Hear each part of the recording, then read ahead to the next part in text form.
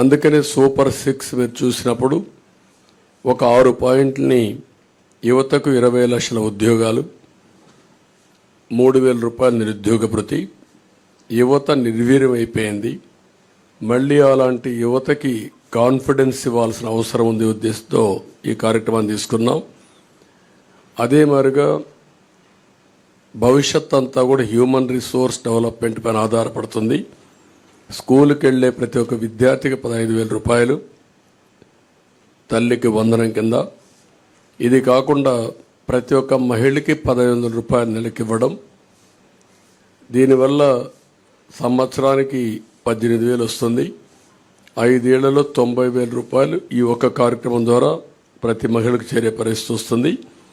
ప్రతి ఇంటికి ఏడాదికి 3 గ్యాస్ సిలిండర్లు, ధరలు పెరిగాయి, నిత్యావసర వస్తువుల ధరలు అయితే ఆకాశాన్నంటే పరిస్థితి వచ్చింది.